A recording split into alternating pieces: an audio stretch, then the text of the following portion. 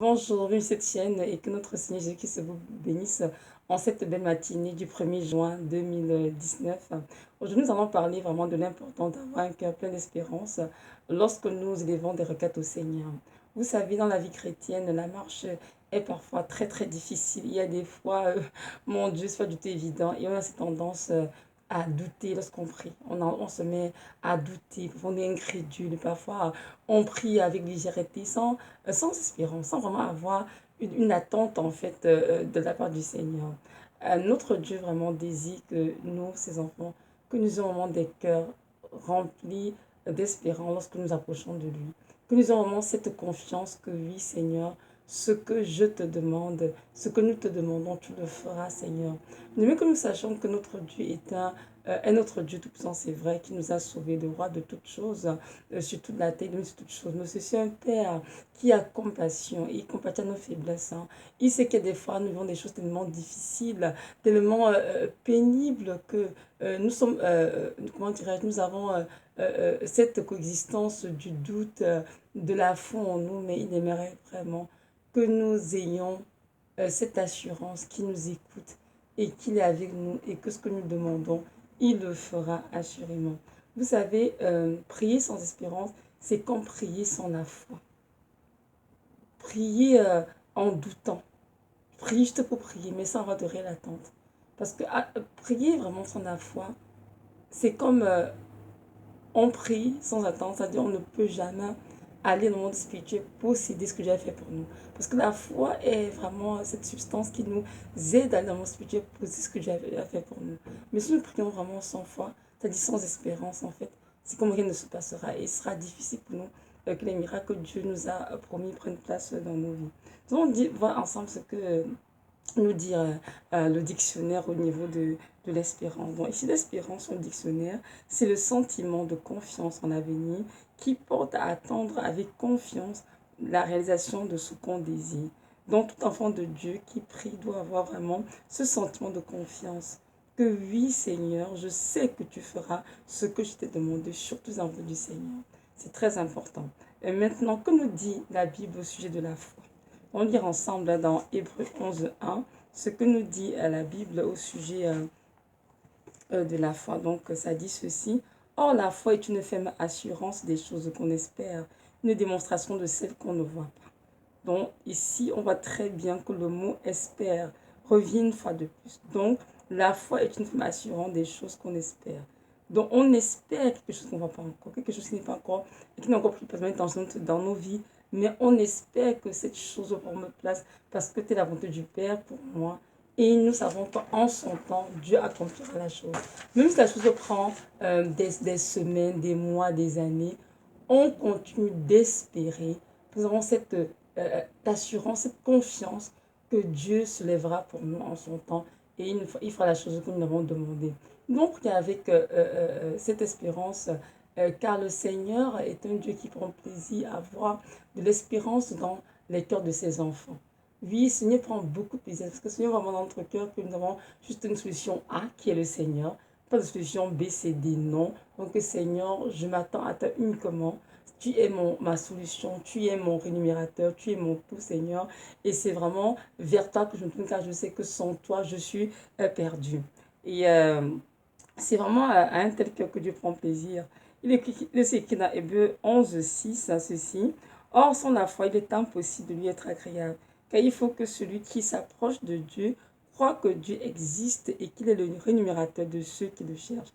Amen, parole du Seigneur. Donc, c'est vraiment ça pour ce message.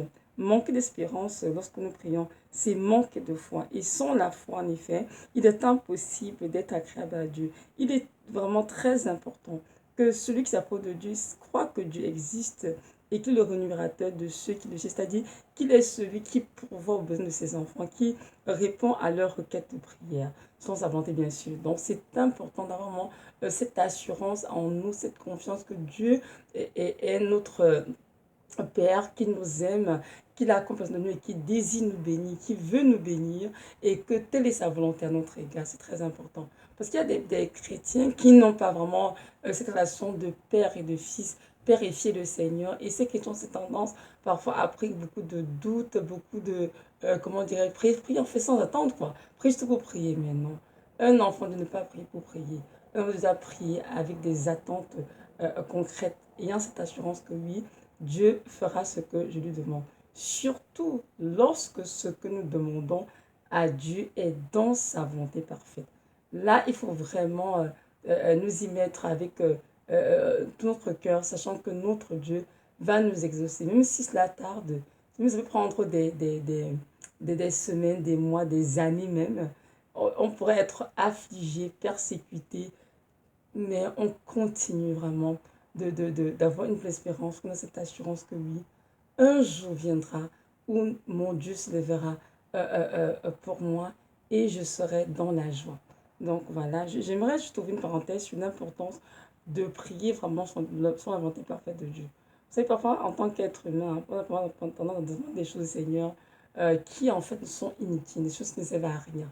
Et très souvent, ce que Dieu nous dit, parfois non, ou bien il dit d'attendre parce qu'il explique que cette chose, c'est pas encore autant pour qu'on ait de la chose, ou bien lorsqu'il dit non, un non tout court, c'est juste que la chose n'est pas bien pour nous, tout simplement. Parce que notre Dieu, c'est un Père, il est le seul qui sait exactement ce dont nous avons réellement besoin.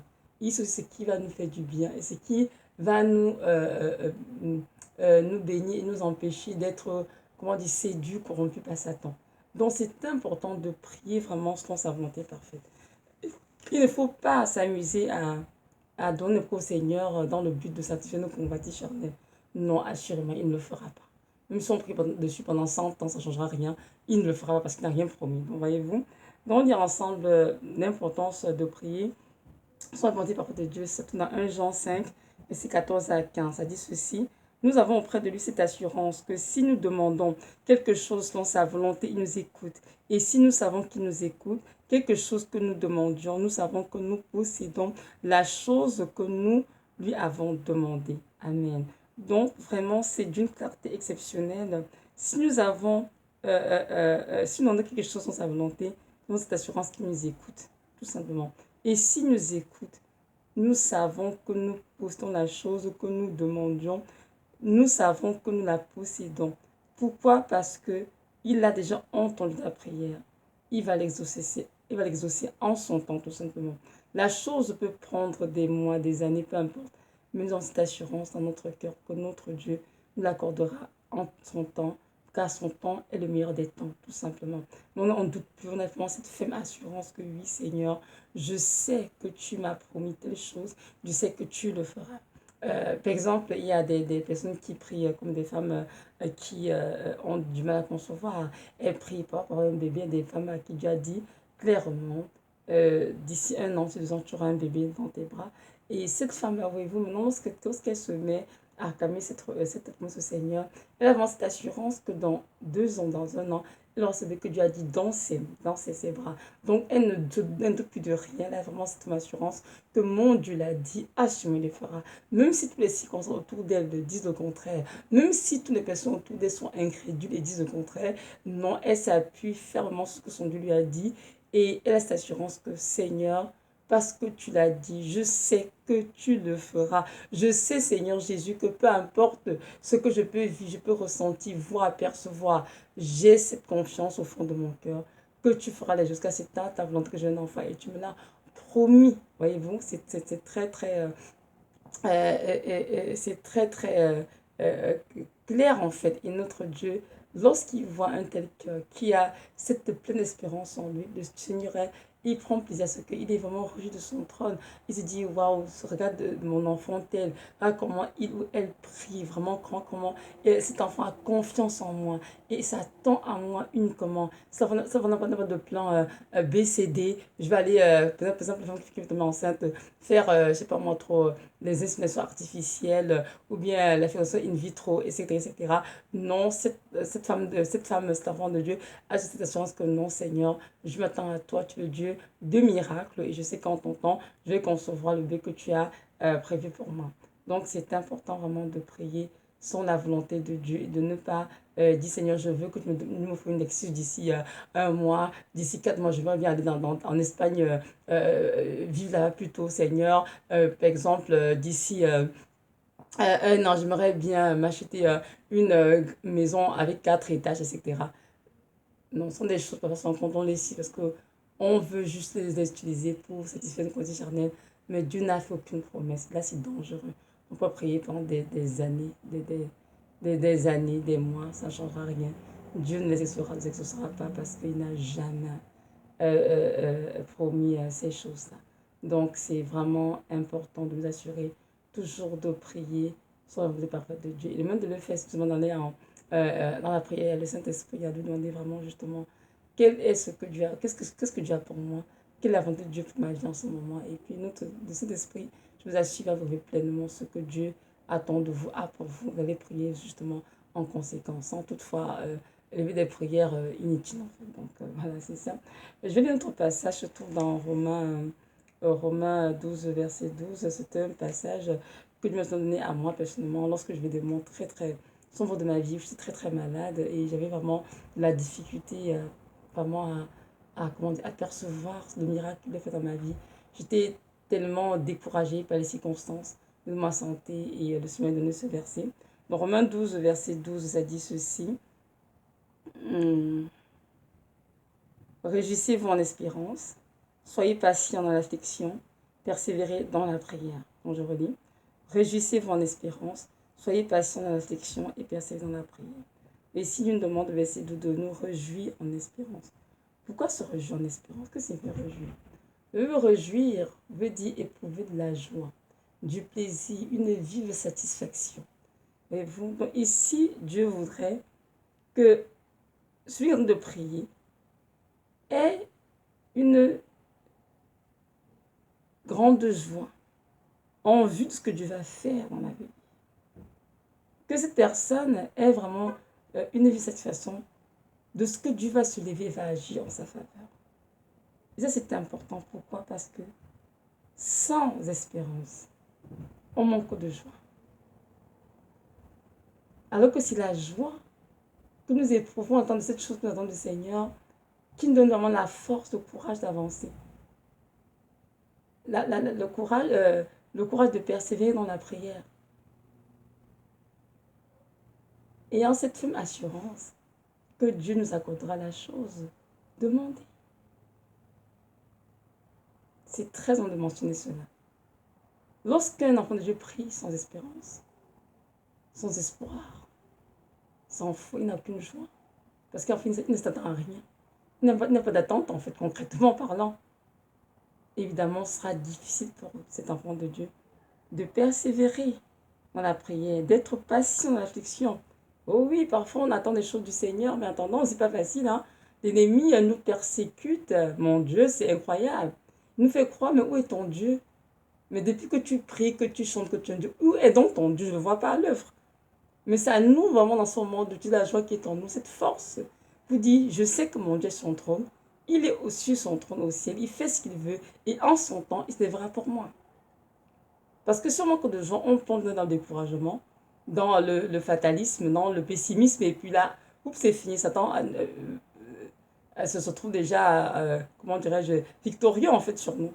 Donc nous sommes nés pour être des vainqueurs.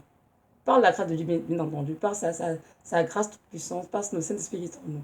Donc c'est important vraiment d'avoir de l'espérance lorsque nous sommes de prier, de nous réjouir en espérance, d'être patient en affection et de paix dans la prière. Sachant que Seigneur, un jour tu lèveras pour moi. Un jour, Seigneur, tu vas te lever pour moi et ma vie ne sera plus pareille. Et lorsque Dieu voit un tel cœur qui se réjouit déjà d'avance que Dieu va accomplir, le Seigneur est très touché. Évidemment, cela fait bouger sa main dans le monde spirituel pour nous. Donc voilà, je prends des petits exemples et tout pour expliquer ce que j'ai envie de dire par rapport à ce genre d'espérance. Comme par exemple, une femme qui est enceinte, c'est quand on est enceinte, on attend 9 mois pour mettre un enfant au monde. Et durant les 9 mois, on sait souvent qu'il n'est pas tout évident. Il y a parfois des femmes qui ont beaucoup de problèmes au niveau de la grossesse, hein, beaucoup de symptômes, beaucoup de nausées, beaucoup de choses désagréables en fait. Mais vous voyez, cette femme-là, elle persévère. Et tient bon parce qu'elle se réjouit en espérant de ce que oui, après 9 mois, elle aura son bébé dans ses bras.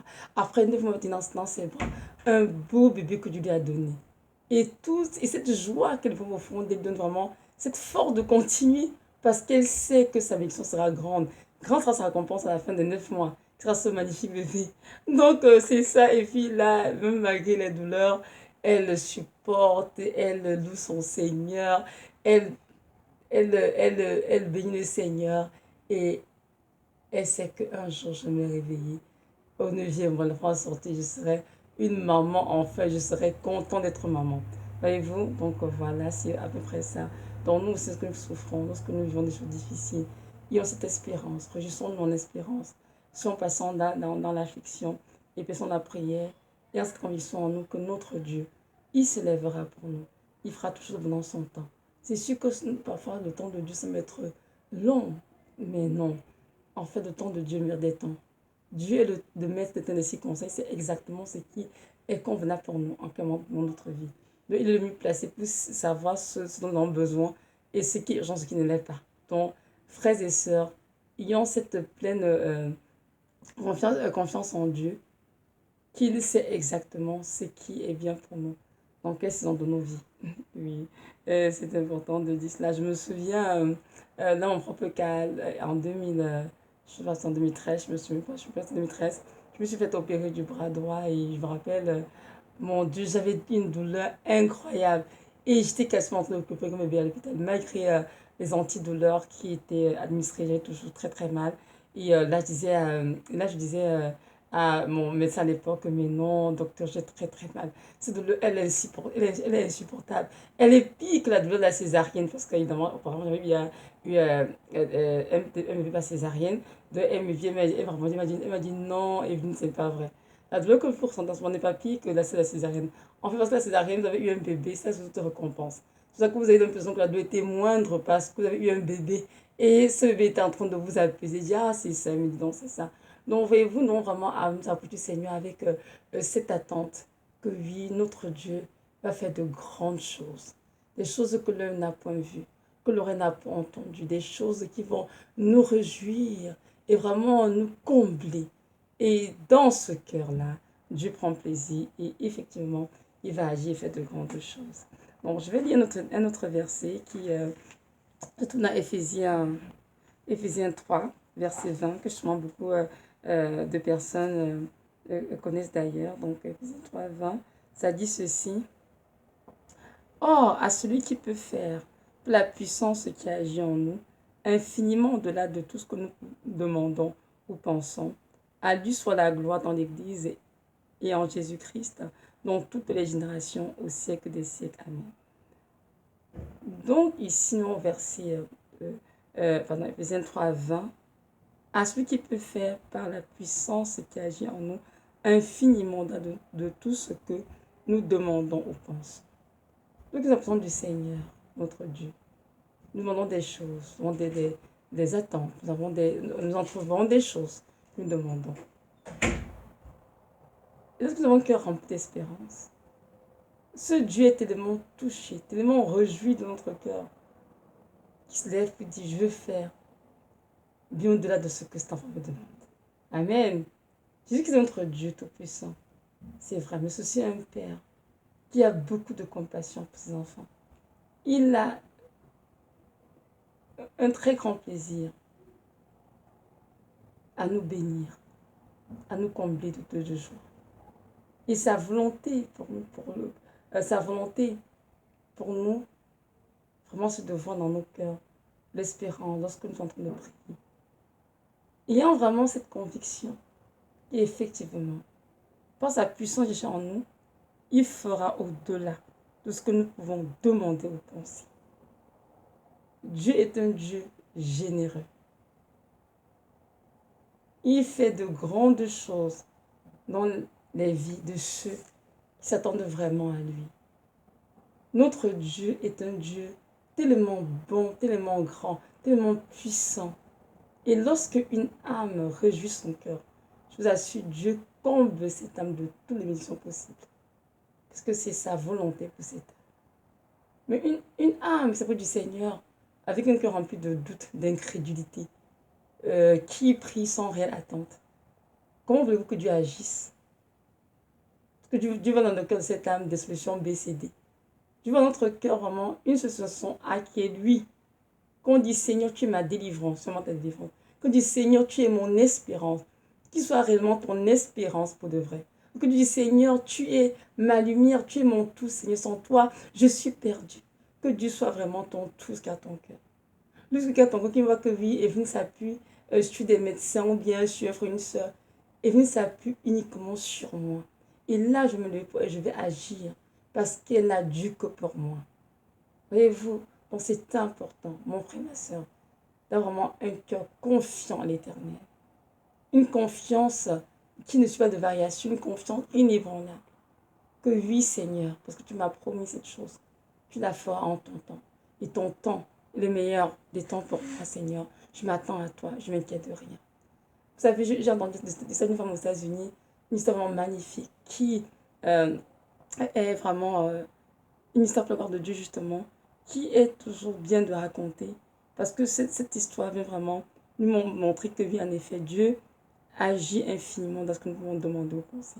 C'est une femme, une américaine qui s'était mariée et elle n'avait pas avoir d'enfant. Lorsqu'elle a commencé à voir les médecins, ils ont diagnostiqué qu'elle avait une maladie, je veux le nom, et qu'elle ne peut pas concevoir. Tout de même, ils ont quand même prescrit des médicaments pour dire, en prenant ça, c'est quand même peut-être commencer à traiter ces symptômes pour qu'on voit ça peut aider à concevoir. Elle dit que lorsqu'elle est entrée à la maison avec son mari, elle était tellement déçue. Et elle a prié. Elle a dit, Seigneur, tu es le Dieu des miracles, le Dieu Tout-Puissant. Comment, Seigneur, tu me dis que c'était déjà pas d'enfant, Seigneur, alors que je te connais. Elle dit qu'elle a fait que son mari sont accordés. Ils ont décidé, sous la direction de cet esprit, qu'ils ne prenaient le médicament qui a été prescrit le médecin. Donc ils ont dit non à ce médicament, Seigneur. Nous allons jeter ce médicament à la poubelle. Car nous prenons vraiment, Seigneur, que tu es le Dieu Tout-Puissant, qui tisse les enfants dans le sein des mamans. Tu es le Dieu qui peut faire ce miracle pour nous. Elle a dit, Seigneur, je ne te demande pas beaucoup d'enfants, je veux juste un enfant, Seigneur. Juste un pour me consoler, Seigneur, je t'en supplie. Comment est-ce possible que je peux avoir un enfant sur cette terre? J'ai su la prier comme ça. Elle a ce médicament, elle a laissé tout ce que nous avait dit de côté. Elle s'est mise à prier que son mari s'accordait tous les jours. Et elle avait confiance en Dieu, entièrement, pleinement. En tout cas, je passe les détails. À la fin de l'histoire, Dieu lui a donné pas un enfant, pas deux. Dieu lui a donné 5 beaux enfants, avec tous des dons dans la musique, en disant qu'ils chantent avec tellement de grâce. Et Dieu lui a donné ainsi 3 filles et 2 garçons, tous des chantres et des musiciens, pour la gloire de Dieu. C'est une belle histoire pour nous montrer que notre Dieu est le seul qui a le dernier mot sur nos vies. Il est le seul qui peut effectivement nous combler au-delà de tout ce que nous avons demandé ou même pensé. Elle avait demandé un seul enfant, mais Dieu lui en a donné combien? 5, donc 4 de plus. Et aujourd'hui, maman heureuse. Il est parmi au milieu de ses enfants qui non seulement ont grandi, mais servent le Seigneur et ont des dons extraordinaires pour servir le Seigneur. Je dis, oh, ça c'est magnifique. C'est vraiment ce qu'il y a dans la vie des âmes qui font confiance au Seigneur. C'est important de prier avec une pleine espérance, d'avoir vraiment cette confiance inébranlable que oui, mon Dieu fera ce qu'il m'a promis. Il est un Dieu puissant, le Dieu de miracles, à lui rien n'est impossible. Et avec lui, je n'ai rien à craindre. J'ai cette confiance qui fera tout de bon en son temps. Voyez-vous, donc c'est ça. Notre Dieu, vraiment, c'est un Père qui a beaucoup de compassion, croyez-moi. Il sait que nous avons des moments de faiblesse, mais il sait aussi qu'il est là pour nous donner notre foi, si nous en avons besoin. Dans ce manque de foi, allons devant l'enfant du Seigneur, augmente ma foi, Seigneur, je t'en prie, aide-moi à avoir une pleine espérance en toi, de te croire que cette situation qui semble être, comment dire, insolvable à mes yeux, Seigneur, c'est une situation qui va se résoudre par ta grâce, Seigneur. Peu importe la situation, que ce soit au niveau de santé, de stérilité, que ce soit au niveau des finances, peu importe, un enfant qui est extrêmement rebelle, peu importe la situation, croyez-moi, notre Dieu est un Père qui est rempli beaucoup d'amour et de compassion. Et il a toujours une solution pour tous ceux qui se confient en lui et s'appuient totalement sur lui. Et en plus, Dieu désire que nous suivions les pas de notre Père Abraham, hein, qui lui aussi d'ailleurs, il a espoir toute espérance. Amen. Dans tout ce que Dieu lui a promis qu'il aurait un enfant. Et ça a pris, sur la parole, 25 ans pour qu'il puisse voir ce bébé. Avant, quand même que 25 ans, c'est très très long. Il a attendu vraiment et il n'a jamais, euh, comment dirais-je, douté. Même si Sarah doutait, je dis, mais franchement, c'est pas l'avenir. Abraham, il a toujours cette conviction que son Dieu, le grand Dieu, suivra toutes choses en son temps. Donc, c'est écrit dans, je vais lire le texte dans Romains 4, verset 17, 17 je dirais jusqu'à 22. Donc, ça dit ceci. Je t'ai établi père d'un grand nombre de nations. Il est notre Père devant celui auquel il a cru, Dieu qui donne la vie aux morts et qui appelle les choses qui ne sont point comme si elles étaient. Espérant contre toute espérance, il crut en sorte qu'il devint Père d'un grand nombre de nations, selon ce qui lui avait été dit. Telle sera ta postérité. Et sans faiblir dans la foi, il ne considéra point que son corps était déjà usé, puisqu'il avait près de 100 ans, et que Sarah n'était plus en état d'avoir des enfants. Il ne douta point, par incrédulité, au sujet de la promesse de Dieu, mais il fut fortifié par la foi, donnant gloire à Dieu et ayant la pleine conviction que ce qu'il promet, il peut aussi l'accomplir. C'est pourquoi cela lui fut imputé à justice. Amen, parole du Seigneur. Ici l'écrit de notre Père Abraham, qui a espéré contre toute espérance. Amen. Il a cru en ce qui devint père d'une grande nation, comme il l'avait dit. On dit, verset 20, il ne douta point par incrédulité au sujet de la promesse de Dieu, mais il fut fortifié par la foi, donnant gloire à Dieu, ayant cette pleine conviction que ce que Dieu a promis, Dieu allait le faire. Et effectivement, Dieu l'a fait. Donc notre Dieu nous invite toujours à avoir la même foi que notre Père Abraham, à espérer de toute espérance par rapport à ce que nous vivons dans nos vies. Peu importe la situation, Dieu la connaît. Extrémiste contre ta situation, il s'extrémiste contre ta situation. Donc, espère en Dieu. Et aie vraiment cette conviction dans ton cœur que ce qu'il a promis, il le fera. Ne doute pas, ne sois pas incrédule, ne fais pas de prières légères, mais aie vraiment des attentes du Seigneur. Aie vraiment des attentes, des grandes attentes. Et je t'assure que Dieu fera au-delà de ce que tu peux penser ou demander. Alors, je nous encourage toujours vraiment à suivre les parents de notre Père Abraham, que nous sommes tous fortifiés par notre foi et que nous continuons de donner gloire à Dieu, même dans les tribulations, dans les persécutions, dans les afflictions diverses de tous les jours, et que nous gardons dans notre cœur cette espérance que notre Dieu agira en son temps, en notre faveur. Donc voilà, c'est le message.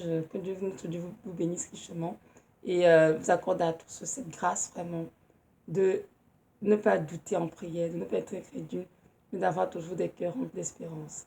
Amen. Maintenant, si tu m'écoutais et que tu ne connais pas encore qui est ce Dieu, je vais te dire que ce Dieu, son nom c'est Jésus de Nazareth, le Dieu qui t'a aimé et qui a nous allé Golgotha pour toi. Il t'aime d'amour ineffable et tout ce qu'il désire, c'est de te connaître, d'être en relation avec toi. Alors, je t'encourage vraiment à te repentir de tous tes péchés et à lui ouvrir ton cœur. Et je t'assure qu'il va se révéler à toi. Reçois dans ton cœur dès aujourd'hui comme ton sauveur, ton Seigneur. Et il te montre le chemin de la vie éternelle. Il t'accordera aussi la vie éternelle. Non, c'est ça. Merci de m'avoir écouté. Sois richement béni et encouragé, fortifié dans le nom puissant de Jésus-Christ. Amen.